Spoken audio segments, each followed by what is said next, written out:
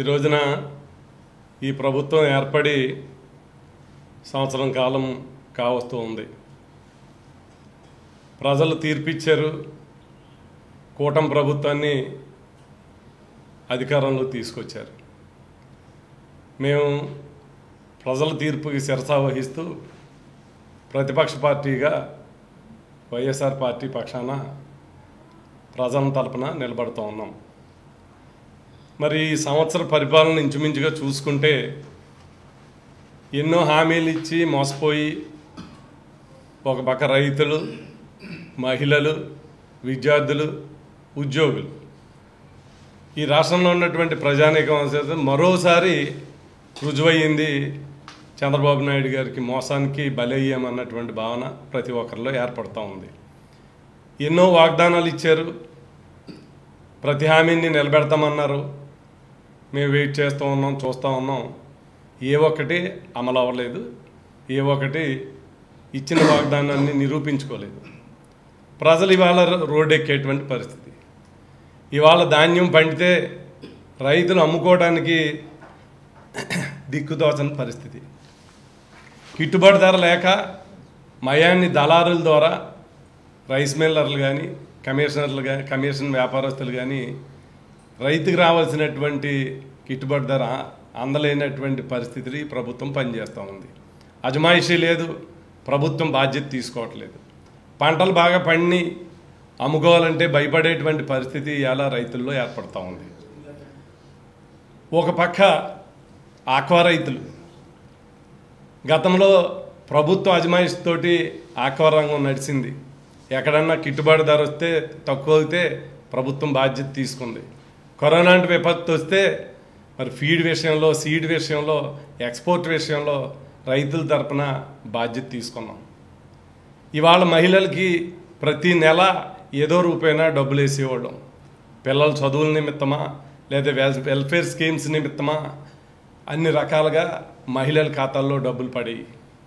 ఇవాళ ఇచ్చినటువంటి 6 హామీలు ఇవాళ ఒక్కొక్కటి గాలి కుదిలేసి ఉన్నారు. తీరా పరిపాలన చూస్తే రాష్ట్రంలో అరాచకమైనటువంటి పరిపాలన. ఎవరైనా ప్రజల పక్షాన నోరెత్తితే వాళ్ళ మీద కేసులు పెట్టి భయపెట్టి ఎవరైతే మాట్లాడుతున్నారో ఈ ప్రభుత్వం మీద వారందరినీ కూడా అరెస్టులు చేసి అక్రమ కేసులు బనాయించి భయాందోళనకు గురి చేసేటువంటి పరిస్థితి. ఇవాళ ఈ సంవత్సర కాలంలో అనేక ఇష్యూలు, ఎన్నో హామీలు ఇచ్చారు, ప్రజలు మీకు అవకాశం ఇచ్చారు. మీరు ఇచ్చినటువంటి అవకాశాన్ని నిరూపించుకోవాల్సినటువంటి బాధ్యత ఈ ప్రభుత్వం మీద ఉంది.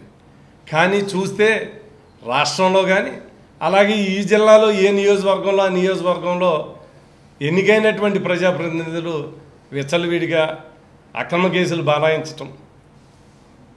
ఒక మంత్రి గారు పాలకొల్లు నియోజకవర్గంలో ఎంపీడీఓ మండల పరిషత్ ఎలక్షన్ జరిగితే వైఎస్ఆర్ పార్టీ కార్యకర్తల మీద, నాయకుల మీద అక్రమ కేసులు బనాయించి వారి మీద ఎస్సీ అట్రాసిటీ కేసులు, ఎన్నో కేసులు బనాయించినటువంటి పరిస్థితి. ప్రజాస్వామ్యబద్ధంగా ఎన్నికైనటువంటి జడ్పీటీసీలు, ఎంపీపీలని ప్రలోభ పెట్టి మళ్ళీ వారు ఎన్నిక చేసుకోవాలనుకుంటాం దుర్మార్గమైనటువంటి చర్యలు. ఒక పక్క తణుకు నియోజకవర్గంలో అయితే గోవధ జరుగుతూ ఉన్నా కూడా ఆ ఎమ్మెల్యే గారిని ప్రోత్సహిస్తూ ఉన్నారు. ఉండి నియోజకవర్గంలో ఇక్కడ ఎమ్మెల్యే గారు ఎంతోమంది పేదలైనటువంటి వారి యొక్క ఇళ్ళుని ధ్వంసం చేసేటువంటి కార్యక్రమం పెట్టుకోవటం. అంటే అభివృద్ధికి వైఎస్ఆర్ పార్టీ ఆటంకం కాదు. కానీ గతంలో ఏదైనా ఆక్యుపేషన్ చేసినప్పుడు, లేదు అభివృద్ధి జరుగుతున్నప్పుడు ఒక రోడ్డో, డ్రైనో, లేదు ఇరిగేషన్ కెనాలో ఆక్యుపేషన్ చేస్తే దాన్ని డెవలప్ చేయాలంటే ఆక్యుపేషన్లో ఉన్నోళ్ళకి ప్రత్యామ్నాయం చూపించి ఇళ్ల స్థలం ఇచ్చి లేదా ఇల్లు ఇచ్చి వాళ్ళని ఆదుకుని అది వేకేట్ చేయించడం ఒక ఏ ప్రభుత్వంలో అయినా జరుగుతుంది. గతంలో కూడా జగన్ గారి ప్రభుత్వంలో ఎన్నో ఆక్యుపేషన్స్ తీసాం. ఏ అభివృద్ధి జరిగినా అక్కడ ఆక్యుపేషన్స్ ఉంటాయి, తీయవలసినటువంటి నెసెసిటీ ఉంటుంది, మేము అర్థం చేసుకోగలం. కానీ ఈ నియోజకవర్గంలో మట్టి ప్రత్యేకం ఉంది. ఒక నోటీసు లేదు, చెప్పడం లేదు. ఎంతోమంది నిరుపేదలు రోడ్డు పడిని ఆవేదన చెందుతున్నటువంటి పరిస్థితి ఈరోజు స్వయంగా చూసాం 2-3 గ్రామాల్లో. మరి చాలామందికి పొద్దున్నే చెప్పి మధ్యాహ్నం కల్లా వేకేట్ చేసి వాళ్ళని రోడ్డు పడినటువంటి సందర్భాలు చూస్తూ ఉన్నాం. ప్రభుత్వ భూమి ఇచ్చినా కూడా కండిషన్ పట్టా ఇస్తాం, ప్రభుత్వానికి ఎప్పుడైనా అవసరం అవుతే ఈ భూమి మళ్ళీ తీసుకుంటామని పట్టా ఇస్తాం. అలాగా ఆక్యుపేషన్లో ఉంటే చాలామందికి గతంలోనే జగనన్న కాలనీల పేరుతోటి ఇలా నిరుపేదలుగా ఉండి ఆక్యుపేషన్లో ఉన్నటువంటి వారందరికీ కూడా ఇళ్ల స్థలాలు ఇచ్చాం, ఇళ్ళు ఇచ్చాం. కానీ ఈ ప్రభుత్వం ఏర్పడాక మీరు చెప్పండి, ఏ ఇళ్ల స్థలాల్లో ఎన్ని ఇళ్ళు నిర్మించారు? ఈ నిరుపేదలకి ఒకవేళ ఇచ్చిన వారికి కాకుండా ఇంకా మిగిలింటే వారందరికీ కూడా ఇళ్ల స్థలాలు ఇచ్చి ఇల్లు నిర్మించి మీరు వెకేట్ చేయండి, దానికి పూర్తిగా అందరం కూడా సహకరిస్తాం. కానీ ఇవాళ మీరు చేసేటువంటి అధికారం ఉంది కదా అని అధికార బలంతో డిపార్ట్మెంట్ను ఉపయోగించి నిరుపేదలైనటువంటి పేదవారిని ఇబ్బంది పెట్టేటువంటి కార్యక్రమం సరైంది కాదు. వైఎస్ఆర్ పార్టీ పక్షాన అభివృద్ధికి మేము అడ్డు కాదు, కానీ న్యాయబద్ధంగా వారందరికీ కూడా ఇళ్ల స్థలాలు ఇచ్చి ఇల్లు నిర్మించి ఈ ఆక్రమణలన్నీ కూడా తీయండి. ఎవరైనా అవసరం ఉన్న చోట ఆక్రమణలు తీస్తారు. ఈ రాష్ట్రంలో కానీ ఏ నియోజకవర్గంలో అయినా కానీ ఎన్నో ఆక్రమణలు ఉంటాయి. అది అవసరమైతే అభివృద్ధికి ఆటంకం అయితే ఆ ఆక్రమణలు ఎక్కడైనా తీస్తారు. అవసరం లేకుండా ఇది పార్టీ అనో వేరే పార్టీ వాడనో ఆయన ఏ రకంగా భయాందోళన చెందాలనో ఏ రకంగా దారికి తీసుకురావాలనో ఆక్రమణల పేరుతోటి వాళ్ళని ఇబ్బందికి గురి చేయటం సరైనటువంటి విధానం కాదు. ఇలా ఎన్నో ప్రతి నియోజకవర్గంలో కూడా అనేక రకాలైనటువంటి సమస్యలు ఉన్నాయి. మీరందరూ కూడా ప్రజాప్రతినిధులుగా ఎన్నికయ్యారు, మిమ్మల్ని ఒకటే కోరుతా ఉన్నాం, అభివృద్ధికి పూర్తిగా వైఎస్ఆర్ పార్టీ సహకరిస్తుంది. ఎన్నో ప్రాజెక్టులు మంచి మంచి ప్రాజెక్టులు పెండింగ్లో ఉన్నాయి. ఈ నియోజకవర్గాల్లో మంచినీటికి ఇబ్బంది పడుతూ ఉన్నారు, డెల్టాలో సాగునీటికి ఇబ్బంది పడుతూ ఉన్నాం. డెల్టా ఆధునీకరణ ఇంతవరకు ఎక్కడా కూడా ₹1 ఇక్కడే ఇరిగేషన్ మంత్రిగా ఉన్నారు. డెల్టా ఆధునీకరణ పేరుతో ఎక్కడా కూడా ఈ వేసవి కాలంలో ఎక్కడ పనులు మొదలవలా.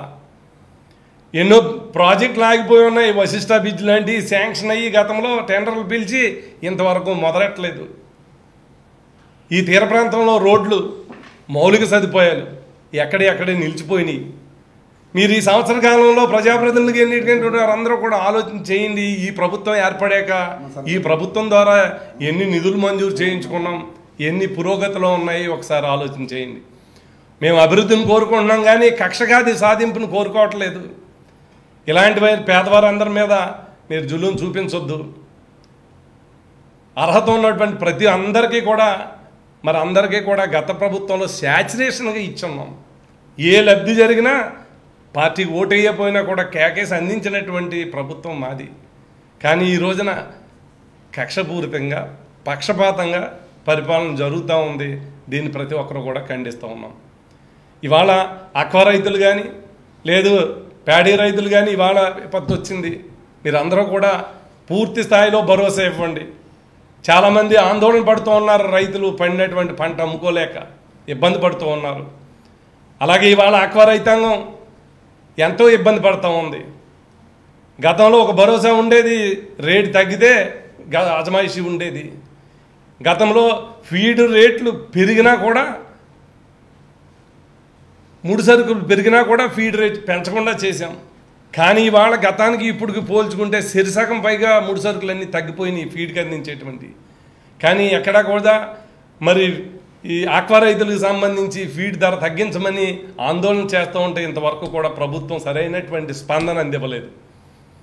ఒక పక్క సీడ్ కానీ ఒక పక్క మార్కెట్ అప్ అండ్ డౌన్స్ కానీ కరోనా టైంలో కూడా పూర్తిగా ప్రభుత్వమే బాధ్యత వేసి ఒక కమిటీని వేసి ముఖ్యమంత్రిగా అధ్యక్షతగా ఉండి ఆక్వా రైతులకు ఏ ఇబ్బంది వచ్చినా భరోసా ఉంటుందని ఒక ధీమాన్ని ఏర్పాటు చేశాం.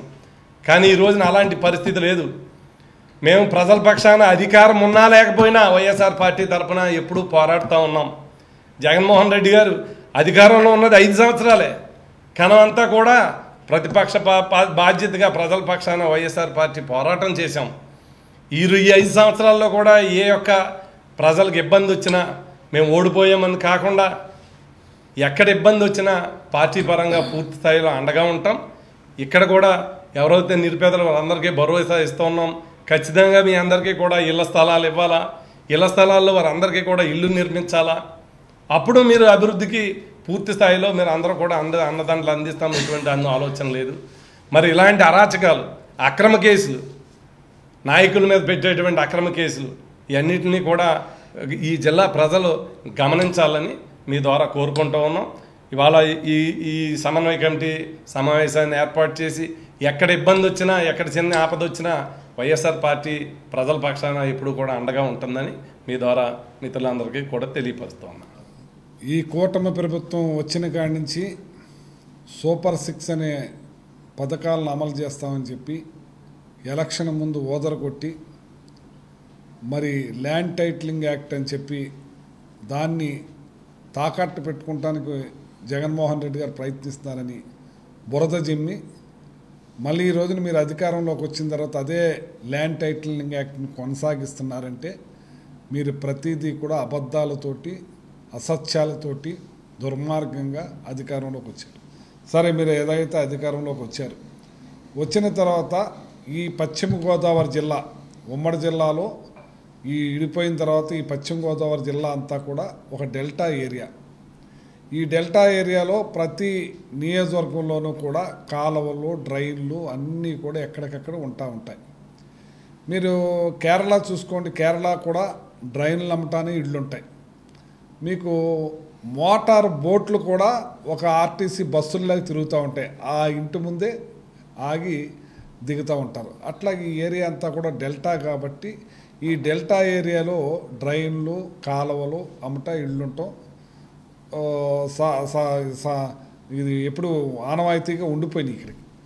అయితే మీరు తీసుకునే నిర్ణయం, ఈ ఉండి నియోజకవర్గానికి సంబంధించి మీరు తీసుకునే నిర్ణయం, మీరు ఏదైతే మేము సెంటున్నర ఇస్తే 3 సెంట్ల భూమి, దాన్ని ఏది సమాధికి కూడా సరిపోని భూమి అని చెప్పి ఏలన చేసి మాట్లాడిన రోజులు ఉన్నాయి. మీరు సరే, మీరు వచ్చారు అధికారంలో, 3 సెంట్ల భూమి ఇవ్వండి. ఏదైతే ఇది ఆధునీకరణ చేయాలనుకుంటున్నారో మీరు, ప్రతి డ్రైన్ అంతా ఇది సర్వసాధారణం కాబట్టి ఇక్కడ వాళ్ళందరికీ కూడా మీరు స్థలాలు ఇచ్చి, ఇల్లు కట్టించి పంపించే కార్యక్రమం చేసి అవి తీసేస్తే బాగుంటుందని చెప్పి నా ఆలోచన. వాళ్ళని ఇమీడియట్లీ మీరు తొలగించి, వాళ్ళని ఇబ్బంది పెట్టి, వాళ్ళకి పొద్దున చెప్పి సాయంత్రం చేసేయాలంటే వాళ్ళు ఎక్కడ బతుకుతారు, ఎలా బతుకుతారు? ఎన్నో సంవత్సరాల నుంచి అక్కడ పేరుకుపోయే ఉండి బతుకుతున్న వాళ్ళని ఒక నిర్దాక్షిణ్యంగా వాళ్ళని తీసేయటం అంటే ఇది దుర్మార్గమైన, హేయమైన పని. నేను కాదట్లేదు, మీరు చేసే పని మంచిదైనా అక్కడ వాళ్ళకి న్యాయం చేసి తీయమని చెప్పి నేను కోరుతా ఉన్నాను. ఆల్రెడీ మేము స్థలాలు ఇచ్చున్నాం. ఆ స్థలాల్లో పోనీ ఎవరన్నా ఇల్లు కట్టుకోకపోతే ఇల్లు కట్టించి పంపించేయండి వాళ్ళని, లేకపోతే ఇల్లు స్థలాలు లేని వాళ్ళు కూడా స్థలాలు ఇప్పించి వాళ్ళని పంపించే కార్యక్రమం చేయండి. ఇందులో ఇళ్ళు ఉన్నాయని చెప్పి కొంతమందికి ఇవ్వకపోవచ్చేమో, అప్పుడు అవన్నీ కూడా మీరు చేయాలి. కానీ ఇట్లాగా వాళ్ళని హింసిస్తూ, బాధిస్తూ, వాళ్ళని ఇబ్బంది పెట్టే కార్యక్రమం చేస్తే ఇది పద్ధతి కాదు. ఇది డెల్టా ఏరియా అనేది మాత్రం గుర్తుపెట్టుకోవాలి. అప్పల్యాండ్ కాదు ఇది, ఎక్కడ పడితే అక్కడ ల్యాండ్ వేసుకుని ఉండటానికి.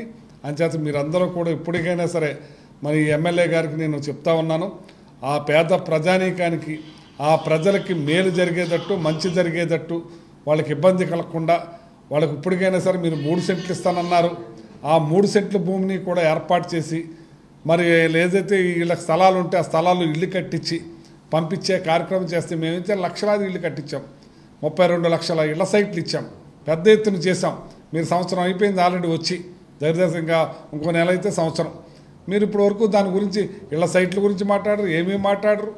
ఇక్కడేమో ఆ ఆక్వా రైతులు ఏరియాకి చాలా ప్రసిద్ధిగాంచింది, ఆక్వా రైతుల గురించి కూడా మాట్లాడరు. వాళ్ళకి ఇలా హాలిడే ప్రకటించే పరిస్థితికి వచ్చిందంటే మీరు సిగ్గుపడాలి. ఇంచేతండి దాని మీద కూడా మీరు శ్రద్ధ తీసుకోవాలి.